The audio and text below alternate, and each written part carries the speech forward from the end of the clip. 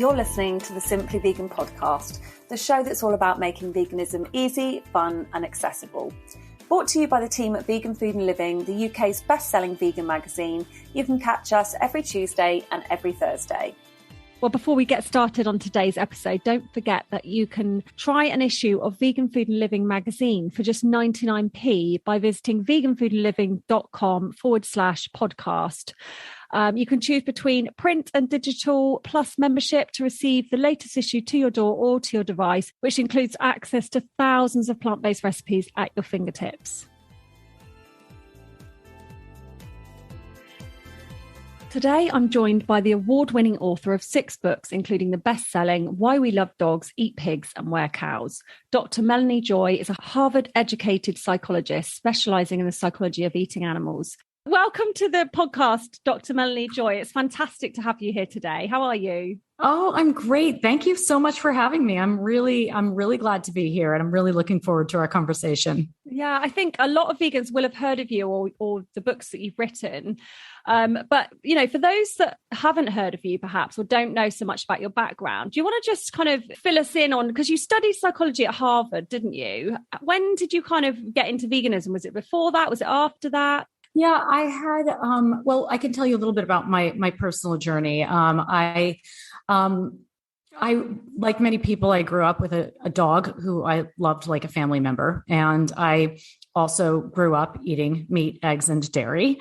And I just, over the course of so many years and so many meals, I didn't think about how strange it was that I could pet my dog with one hand while, you know, I ate a pork chop with the other. I just didn't make that connection like most of us don't make, or most people don't make. But in 1989, I was 23 years old. I ate a hamburger that turned out to be contaminated with Campylobacter bacteria.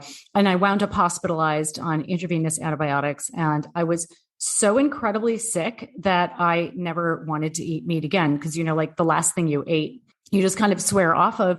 And so I became a vegetarian kind of by accident. And in the process of learning about my new diet and lifestyle, I, of course, stumbled upon information about animal agriculture, and what I learned shocked and horrified me. I couldn't believe the extent of the suffering and harm to animals, and, you know, not to mention the environment and human health and everything else. But what shocked me in some ways even more was that nobody I talked to about what I was learning was willing to hear what I had to say. They would say things like, "Don't tell me that, you'll ruin my meal." Or they'd call me a radical, you know, hippie vegan propagandist. I had become vegan, you know, shortly after learning about the horrors of the dairy and egg industries. And so I became very curious as to how rational, caring people, you know, like I had been throughout my life, like my family and friends, right, could just stop thinking and feeling when it came to this issue of eating animals. Why did this wall go up? You know, so I did end up I had been at Harvard, and then I went to also study at another school, psychology, and I got my PhD in psychology, and I studied the psychology of violence and nonviolence broadly. And then I narrowed my focus down for my doctoral dissertation, my thesis, to study the psychology of eating animals. And that was what led me to write my book, Why We Love Dogs, Eat Pigs and Wear Cows, which is about this psychology. It's about what I call carnism, the invisible belief system that conditions people to eat certain animals. And that's really sort of what started the whole thing, started me on this path that I'm on, you know, and now, of course, my work has expanded quite substantially to include the psychology of veganism and, you know, what we'll be talking about today, which is vegan, non-vegan relationships and communication. It's fascinating, isn't it? I mean, it fascinates me how everyone comes to veganism in a different way. And most, you know, a lot of people, it's sort of accidental or because of a health issue. And you don't ever really come to it thinking, I've always wanted to go vegan and I'm finally going to do it. It's almost by accident. And then you kind of open that little door and look in, and then there's all this information there and all these, you know, all these truths that you didn't know about. And suddenly it's like, wow, this is a whole new world. Why do you think we have these distorted views then? Where do they come from historically about, you know, about animals? Well, I mean, I can talk about where they have come from more recently. And of course, they evolved over many, many years. And I mean, historically, humans ate animals because they had to eat animals, right? We ate animals because if we didn't eat animals, we were not going to survive. And, and in some places in the world today, people do eat animals because they have to eat animals because they are geographically or economically unable to make their food choices freely. But many people in the world today don't eat animals because they need to. They eat animals because they choose to, and they don't even realize they're making a choice because the belief system that, I call carnism, the belief system that conditions people to eat certain animals and to believe that eating animals is the right thing to do is invisible. And so what this belief system that I call carnism, I guess the best way to understand it is through a thought experiment, right? So if you imagine that you are not vegan and you are biting into a juicy hamburger and your dining companion, I know, and your dining companion turns to you and says to you, that hamburger is actually not made from beef, it's made from golden retrievers. So yeah. Right. Chances are your experience of the meat will dramatically change, even though nothing about the meat itself has actually changed. So your perceptions changed, right? What you had just thought of as food, you now think of as a dead animal. What you just felt was delicious, you now feel is disgusting, and your behavior therefore changes. Rather than continue eating, you want to throw it away, in the trash and probably even take to the streets in protest. Carnism basically conditions us to have distorted perceptions when it comes to those animals we've learned to classify as edible. These distorted perceptions disconnect us from our natural empathy, and we therefore act against our core values that we all share. Virtually all humans share the same values of caring or compassion and justice or fairness. So without even realizing what we're doing, most people genuinely care about animals and would never want to contribute to their suffering, especially when that suffering is so intensive and so completely unnecessary. And yet most people contribute to that suffering every single day. And so in order that people continue supporting this system, the system that is carnism needs to use these psychological defense mechanisms that distort perceptions so that people act against their values and their own interests and the interests of other animals and others without even realizing what they're doing. I mean, do you think it comes from, because obviously sort of big, industrial farming is a more recent thing, isn't it? And obviously, a lot of the perceptions that we have comes from these big businesses that want to sell us this view of these happy animals running around, and then, they've just, off they've gone, and now they're a delicious meal for you. And obviously, as we know, that's not true. But before the industrial kind of farming became such a common thing, where do you think it came from? Well, people have, even before industrial farming, right? People were more up close with the animals who were killed, who were slaughtered, for human consumption. People have a natural aversion to seeing others being harmed, other humans and non-humans. It's like we have ample evidence today that demonstrates that we are hardwired to feel empathy for others. Most people cringe when they see others being harmed and suffering, and this includes other animals. However, people have a remarkable capacity or ability to compartmentalize and to numb out and disconnect from what we're experiencing. And we do this automatically, often when we have to, right? So if, for example, somebody is coming in and somebody is attacking you, and your first reaction is to probably protect yourself in self-defense, and you may end up harming that person, maybe even killing them in order to keep yourself alive. And so this is quite different than people's experience of eating animals today. We don't eat animals today for the most part because we have to. We eat animals because we choose to. And so over the course of time, even though when eating animals is a necessity, we certainly do need to naturally disconnect from our empathy in order to kill and consume animals.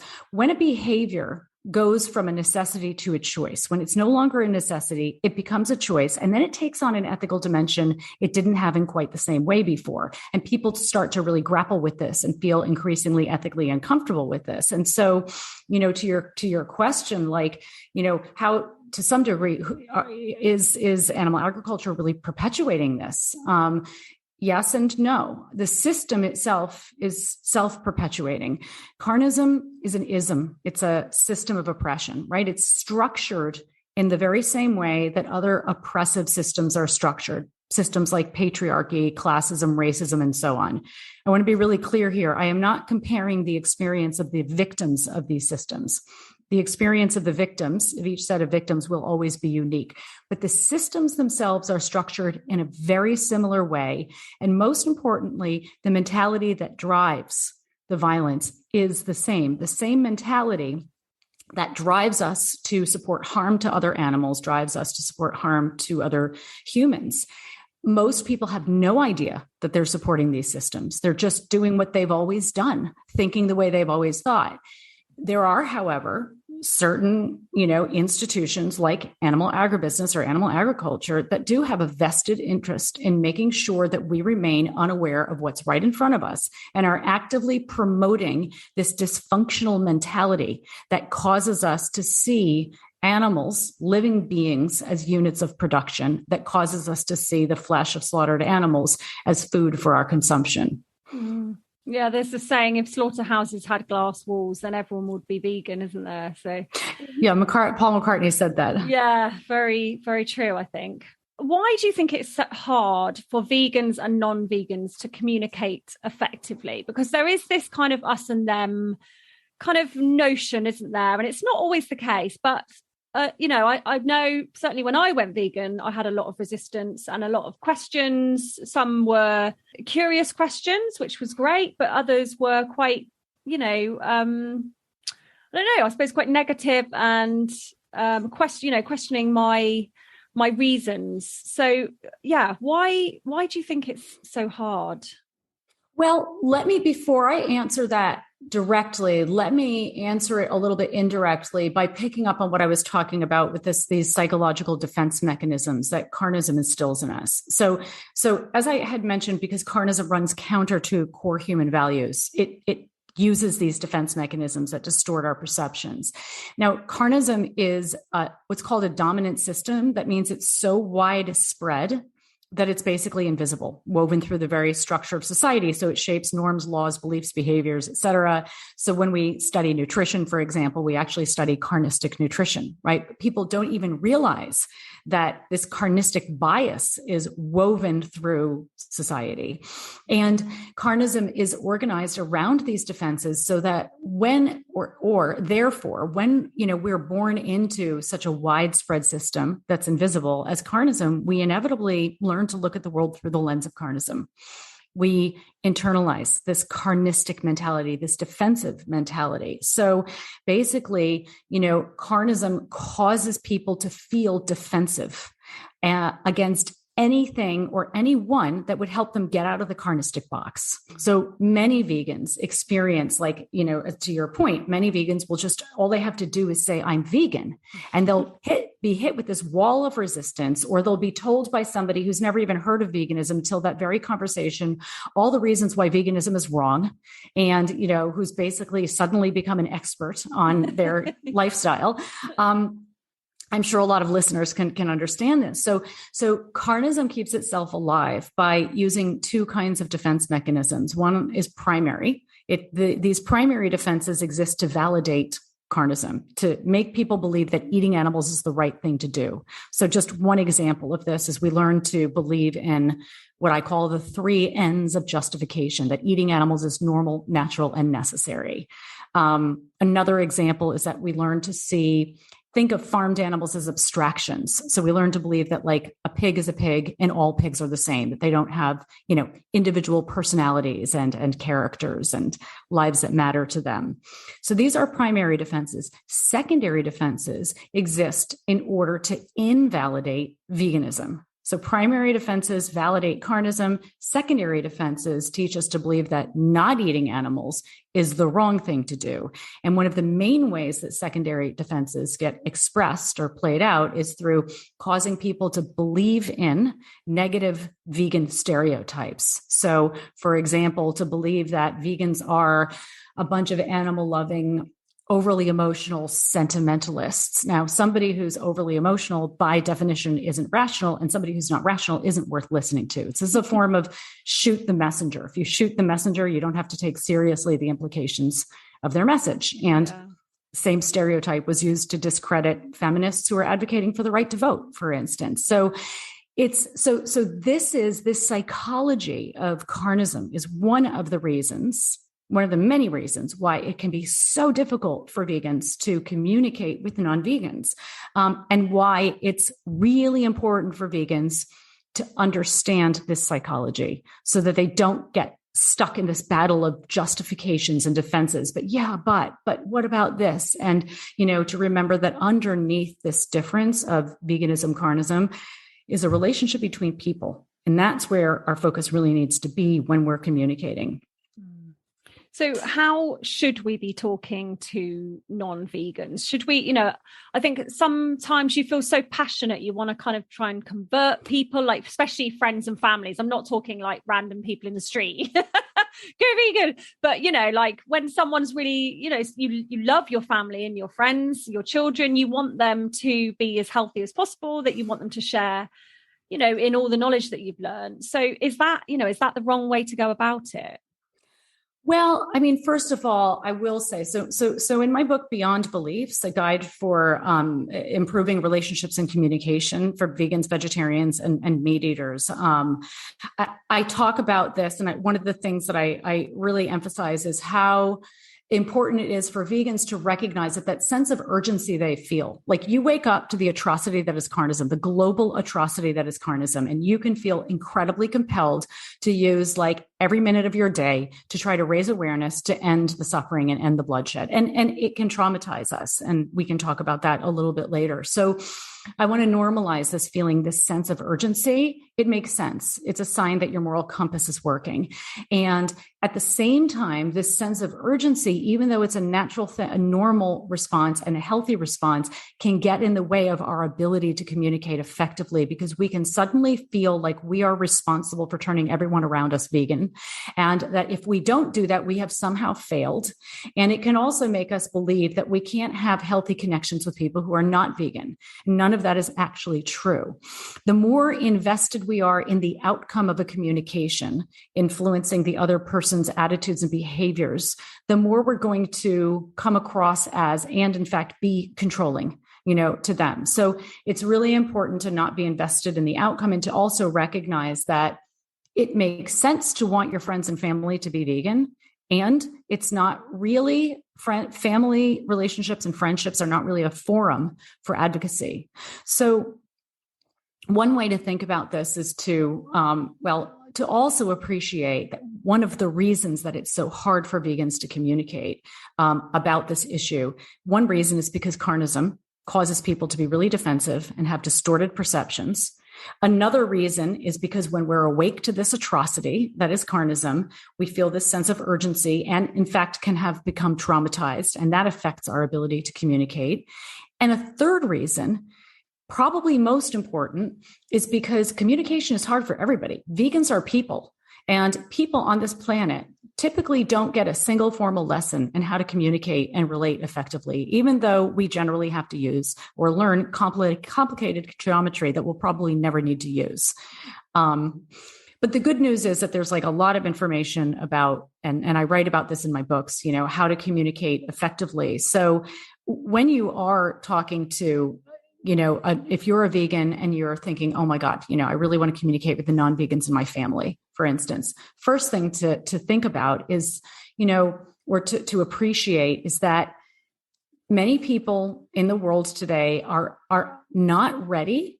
They do not feel ready or able to become vegan for a whole variety of reasons that we don't have time to get into, but they're reasons that are valid to that person. So you may communicate with somebody, you could communicate perfectly, and they may nevertheless still not be willing or able to move toward veganism or become vegan in the way that you're asking. And I always recommend, rather than asking people to go vegan, asking people to be as vegan as possible, because only somebody personally knows what's possible for them. It's also important to recognize that families, and especially close friendships, these are the most difficult conversations of all to have, because there are existing power struggles that can get in the way, existing stereotypes we have in our minds about each other, so on and so forth. I always recommend that vegans not ask the people in their life to be vegan, but ask the people in their life to be what I call vegan allies, or probably more aptly put, vegan supporters.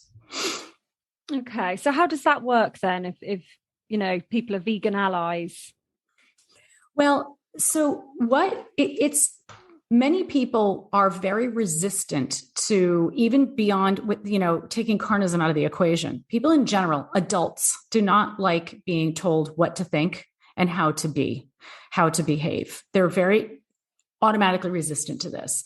But what is appropriate, and it's not really appropriate in a relationship, you can tell somebody, this is the impact of your choices on me. This is how it feels for me to be in your orbit when you're eating animals, when you're doing these things, versus I want you to stop doing these things. I mean, you can choose when you're in a relationship with somebody. Of course, you can choose what you can and can't tolerate and need to. How we communicate about that matters. And so what I always recommend for vegans is to talk to the people in your life that you have any degree of closeness with, and say to them, listen, I really would love to be able to share information about veganism with you. Not because I'm trying to turn you vegan, but so you understand me. The thing is that we cannot have any genuine connection with another human being if we don't really understand their inner world.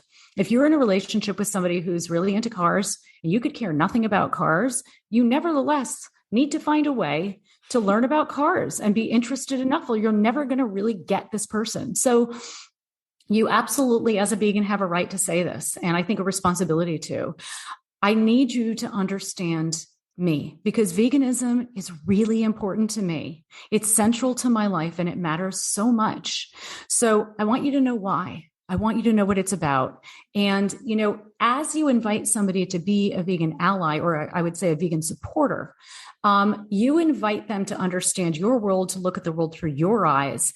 And this way, when they're communicating with you, they understand the sensitivity. They understand why it is that, when you're at a dinner table and they're insisting on having, the turkey front and center of that table, and you, the vegan, are at that table, it's really painful for you. And you can even bring this up, when you're talking about, allyship, you can even share with the person, I'd love to be able to tell you, to share with you some requests that would make my life a lot easier. It would make it a lot easier for me to be at dinners with the family. When we have meat right on the table, as much as I wish this didn't happen to me, it does. When I look at that piece of meat on the table, I don't see food. I see a dead animal, and it brings back automatically these images that I have in my mind of videos I've seen of slaughterhouses and what happens to that animal. And it's so painful for me. And I feel so disgusted, probably the way you would feel if somebody had a dead dog in the middle of the table. No matter how hard you tried to get the images out of your head, you probably couldn't. And so you help the other person know what the world looks like through your eyes. And many vegans find that they don't actually need the people in their life to be vegan in order to reestablish connection. They just need them to be vegan supporters. They just need to feel known, understood, witnessed, and respected, and to know that the people in their life are sensitive to their needs as a vegan. That's brilliant advice. Thank you. I'm picking up loads of tips here for my family. I mean, I have converted a few, but my mum's still vegetarian. So there's that sort of awkwardness there. I mean, let's talk about language. Do you think that as vegans, we should change the way we talk about things? Because that can make people uncomfortable. I know, going back to my mum, when I say, she'll call it sort of dairy milk, normal milk. And I'll always say, well, it's not normal. And, it's a bit of a joke, but should we change the way we talk about things, even though it can make people, uncomfortable? Well, I mean, that's a really good question. I want to first speak to what you said about converting people in your family. And again, this is I know because I grew up in a family and I remember having conversations with my family members, and I understand how people want that, how we all often want that, because the assumption is it's going to be so much easier to relate to you. But there's also this feeling, like I said, that so many vegans have, that it's up to us. It's up to us to change everybody around us. And we're doing it for the animals. We're doing it for the cause. The kind of change that we need to see happen, which is happening, fortunately, but the kind of change that's really going to do the most for the animals is not affecting one person at a time. It's broad institutional change. And so it's really important also for vegans to kind of pick their battles, and with all the time, I've talked to so many vegans, all the time we tend to spend on that one family member, like, oh my God, if I could just get through to Uncle Bob and crack him open, I know there's a heart of gold in there, we could have reached maybe 50 other people who are more receptive to the message. And so, to really not feel this pressure of, needing to sort of convert people, certainly, yeah, because family, as I said, is really quite tough. So in terms of the language that we use, yes, we have, my organization Beyond Carnism runs the Center for Effective Vegan Advocacy, and we have a lot of materials for support materials for vegans or anybody who wants to help promote veganism about how to advocate as effectively and strategically as possible. And people can get this information at carnism.org or veganadvocacy.org. We do talk about language and the importance of choosing your words carefully.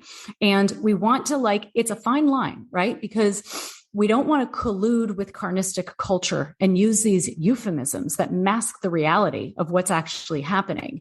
And at the same time, we don't want to shut people down to the message we're trying to share with them. And so that's a fine line. And it's going to change based on, who you're talking to. So in some cultures, or some societies where there's more awareness of veganism, you can be a little bit more open with your language. Other cultures, not so much. So I would say that there are certain words, I call them allergen words. People basically have an emotional allergic reaction to them, like murder, for instance. Like you say, well, meat is murder. I mean, basically what that means is that the person you're talking to, you're communicating with, hoping to open them up to this conversation, is thinking, okay, now you're calling me a murderer. And as soon as somebody feels that they're being put down or looked down on, they will, and there's plenty of studies corroborating this, they become defensive and they shut down to further communication. So I would say choose the words that you use carefully and read your audience, learn effective communication skills, and just learning effective communication skills will help you do this, but read your audience. And you can say, cow's milk, as opposed to normal milk, what you call normal milk is cow's milk. And, fortunately, soy milk is actually normal milk for a lot of people today. Yeah, that's that's really good. I mean, you had asked about the the sort of struggles that why do we struggle in communication? And I had said, carnism makes it hard to communicate, and we don't learn communication skills, and also the psychology, I call it reactive vegan psychology, which is a psychology that we develop as vegans, the part of vegan psychology that is a reaction to dealing with carnism and the pressures of living in a dominant carnistic world. And one factor that affects this reactive vegan psychology is what's referred to as secondary traumatic stress. You may have heard of post-traumatic stress disorder, right? PTSD. Yeah. STS is the same, basically, except the only difference is that it affects the witnesses to violence rather than the direct victims of violence. It's really just a matter of semantics. When you witness, slaughter and violence and torture and the things that many of us have witnessed in this cause area, this movement, you can become traumatized by that. And when we become traumatized, this really can have an impact on us psychologically and emotionally, and also on our ability to be effective advocates and ambassadors for this movement. It can drive us to have a sense of urgency with our mission that becomes almost toxic. It can cause us to develop what's called what I call a trauma narrative, which is a worldview we develop in which we place everyone, including ourselves, into one of three categories: victim, perpetrator, or hero. These are the actors, in a traumatic event. Yeah. And we lose any nuance. We have very rigid boundaries around these. So we end up believing, well, if you're not a victim, you're not hanging up, in a slaughterhouse, and you're not a hero, meaning you're not being all perfect all the time, then you must be a perpetrator. And we can end up holding others and ourselves to impossible standards. One slip up, one bite of a cookie that's not vegan, or, you're going to your grandmother's house and she's like made you your favorite vegan food, except that it's not vegan. What do you do? So we lose the capacity to have flexibility in our, toward ourselves, moral flexibility and practical flexibility that's necessary to help us stay sustainable. And we can start communicating with others and with ourselves in a way that's very toxic and moralizing and harmful, and brings about the opposite outcomes of what we want. So one thing that's really important for vegans, and, people listening, I think, can probably relate to this, or a lot of people listening can relate to this, is to stop looking at those graphic pictures and stop watching the videos. And if I had, a nickel for every vegan who has told me, well, Melanie, I feel like I have to watch because compared to what the animals go through, the least I could do for them is sit through 2 minutes of footage.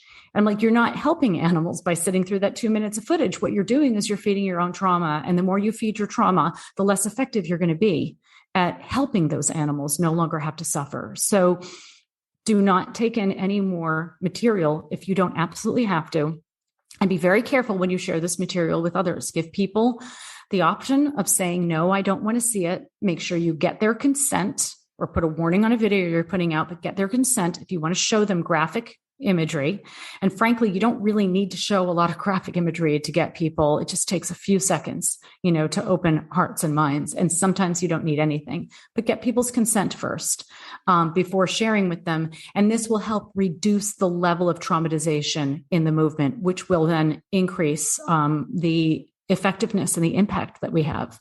Yeah. Oh, that's really good to hear, actually, because I have spoken to people on the podcast and they've said, you need to be watching this. You need to know what's going on. You need to be sharing it. And I'm not comfortable with that at all. I cannot watch these documentaries and films that are so graphic and, the undercover footage, because like you say, it just traumatizes me. And I don't, I then don't want to follow these people. I don't want to have anything to do with it because it's provoked that response in me. And obviously, if you're sharing it with others, then it's going to do the same to them. Yeah, but you're right. And you make a really good point. And this is important for anybody who wants to raise awareness about this issue. It makes rational sense that people would assume that if you see this terrible imagery, it's going to motivate you to work harder, or it's going to inspire you to become vegan, or whatever it may be. From a psychological perspective, however, from what we understand in psychology, there's only so much a person can take in, and people are very, very different in their response to this material. Some people get very easily traumatized. Some people never need to see it. And generally, people who are exposed to this imagery without their consent can really end up being harmed by it rather than helped by it. And I think it's really important for vegans to be aware of this in terms of how we do our outreach. Most people, when they see something, when they see a movie that's made, or a video that's being shared on Facebook, they shut it down. They just turn away because they don't want to deal with the pain of witnessing that. So we have to be very thoughtful and very strategic in how we communicate and raise awareness. And we don't have to hit people over the head with bloody imagery to open their hearts and minds. So just to finish, what would be your sort of top 3 tips, perhaps, for, communicating effectively, getting along with the non-vegans in our lives and in the wider world? Well, I think that everybody vegan or not, really needs to learn to build what I call relational literacy. That's the understanding of an ability to practice healthy ways of relating. When you understand this, your life changes. The more relationally literate you are, the easier your life is, and the more effective your communication is. So that's not a tip, but that's a suggestion to make this a priority, to really, really prioritize your own relational literacy. We have tips and information. I have a whole book just on building relational literacy called Getting Relationships Right. There's just lots of information out there. The other thing I would say is remember that, or be aware of the fact that in every communication, there are two parts. There's the content and the process. We tend to overfocus on the content, but the process matters more. The content is what we're talking about or communicating about. The process is how we're communicating. If you think about a conversation you had 6 months ago, it's possible you just forgot the entire content, but you still remember how you felt in that communication. And that is because the process determines how you feel. When your process is healthy, your agenda is not to be right, which means to make the other person wrong. It's not to win, which means to make the other person lose. The debate model is usually often counterproductive.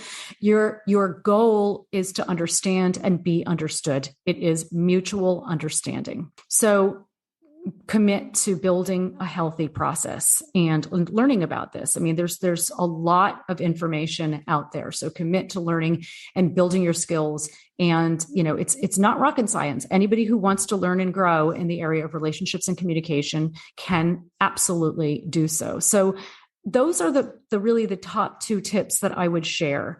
And I encourage people to, again, we have a lot of free resources, and we are a service organization. And what we want to do is to provide resources for vegans and people doing important social change work in the world to help them to do so more effectively. I think if I were to add actually a third piece to this is that if you want to be an ambassador for veganism, an effective ambassador for veganism, and to really help push this movement forward, commit to learning how to be strategic in your decision-making and in your advocacy. Whereas, don't just assume that because you care so much and because you're as vocal as you can be, that's the most effective. Being vocal the way you are is the most effective use of your time. You can learn how to be strategic and how to be effective. And again, we have a lot of resources to help people who want to improve the effectiveness of their advocacy and their advocacy choices. Amazing. Dr. Melanie Joy, you've been absolutely fantastic. We're all off to do some further reading now, I think.